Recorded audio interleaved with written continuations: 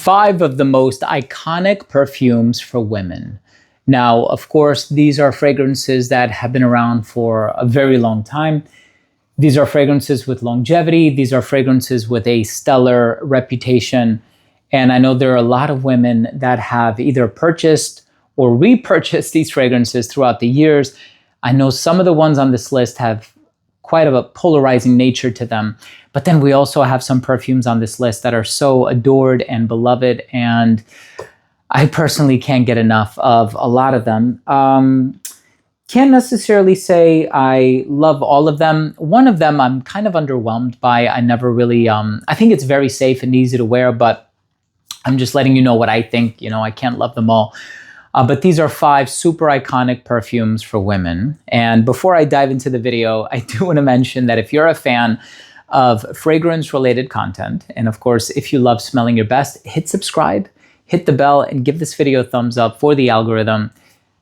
It would really, really mean a lot to me. So with that being said, I do want to very quickly mention that for anybody who is interested in supporting me, my channel, and what I do, there's a fragrance that I had creatively directed a few years ago, and it recently came back in stock, and I'm incredibly excited for it. This one is called Raised Spirits by Parfums. So I worked alonghand 2 incredible perfumers, Dominique Ropion and Julien Rascanet. Dominique Ropion has done fragrances like Alien by Thierry Mugler. Julien Rascanet has done Creed's Royal Oud, among many others. I think Asian Green Tea was another one. They've both done fragrances for Frederic Malle. This is a super cozy, sensual, rich, and powerful fragrance. This one has caramel, pimento leaf, so it's a little spicy. There's brown sugar syrup, Madagascan vanilla, cashmere wood. It's amazing. We had a few thousand people on the mailing list for this one to be notified when this one came back in stock. And we have sold thousands since it came out a few years ago. So I just want to thank you so much for supporting me, supporting my fragrant endeavors.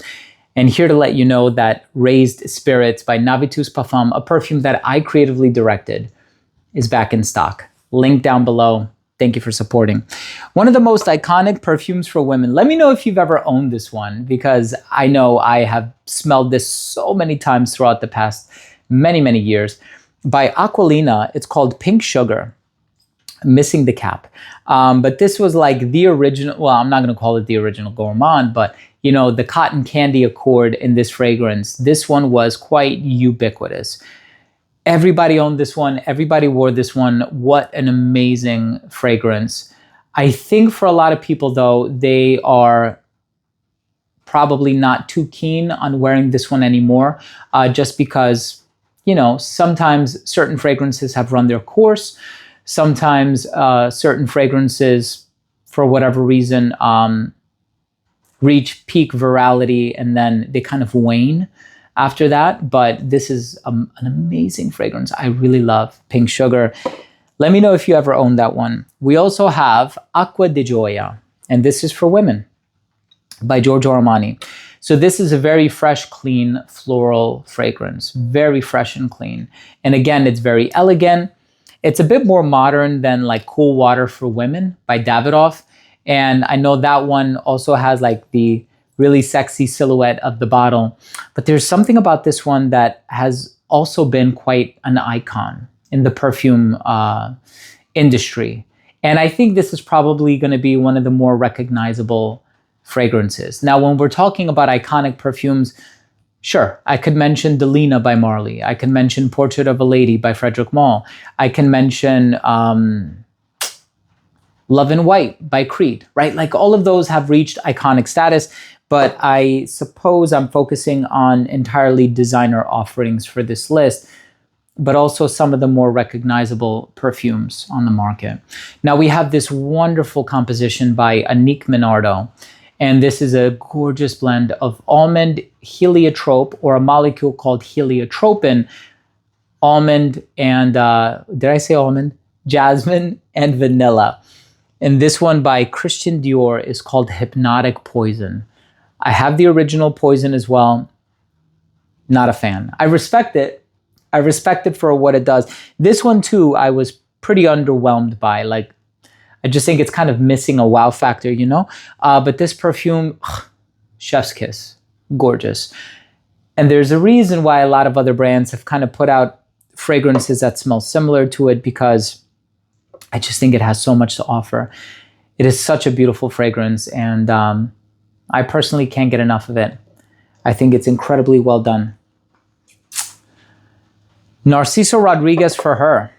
This is the Eau de Parfum. So the Eau de Toilette has the colors inverted on it. So it's a black bottle with a pink font. This fragrance is rose and patchouli. Similar olfactive palette to Coco Mademoiselle by Chanel, which also could have been in this list. And number 5 could have been in this list as well.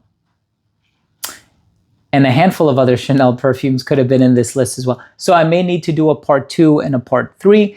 But generally speaking, if you approach a woman and you say, hey, have you ever heard of a perfume called Hypnotic Poison by Dior? Have you ever heard of a perfume called Pink Sugar? They're going to nod their head yes, right? Like, these have reached iconic status. Narciso Rodriguez, for her, it's amazing how well it still does. I was in Miami Airport, gate H17, flying back to Newark, New Jersey. And it's interesting, I was walking past like a duty-free kiosk, and they had these huge posters of this stuff. And some of the other flankers as well were displayed in that poster. So it's like, wow, like they're still, despite how many years it's been around for, they're still pushing this fragrance, and for good reason. I will say though, Musk Noir is my favorite flanker of them all, but the original is super iconic. Let's talk about the perfume in the number 1 spot. This is a little known fragrance that, you know, a few women wore here and there. And, you know, if you were lucky, you had it. If you weren't, you were probably wearing something else. This is none other than Angel by Thierry Mugler.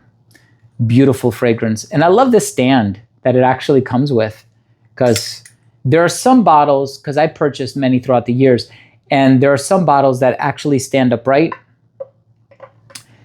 What an amazing composition by Olivier Cresp. Early 90s release. Patchouli, caramel, ethyl maltol, praline, cotton candy. It is such a gorgeous fragrance. Coconut as well. It's very nostalgic for me too. It is one of the most iconic perfumes for women, and I need to hear from you. Do you have any stories associated with Angel? Have you ever worn this one? Are you camp love or camp hate when it comes to Angel? And do you think it lives up to its iconic status? Do you think it was overhyped, right? I mean, at this point, it's been around for several decades, so the hype is very real on this one. It's not one of those hype trains that chugs along and then comes to a complete stop. Like, no, they're still releasing stuff. You know, it's funny. I got this one from Gift Express recently, Womanity. It's discontinued. They had 3 bottles. And last I checked, they were all sold out. Then I also got Aura, which is discontinued. So Thierry Mugler has put out fragrances that apparently haven't done so well, and they have gotten discontinued, but clearly Angel is thriving. Thank you so much for watching. Thank you so much for joining me. I hope you enjoyed this video, and I hope you took something of value from today's episode. And of course, if you did, please do consider supporting the channel by clicking subscribe, hitting the bell, and giving this video a thumbs up. It would really mean a lot to me. So thanks again for watching. I love you all. We'll see you tomorrow with a new episode. Bye.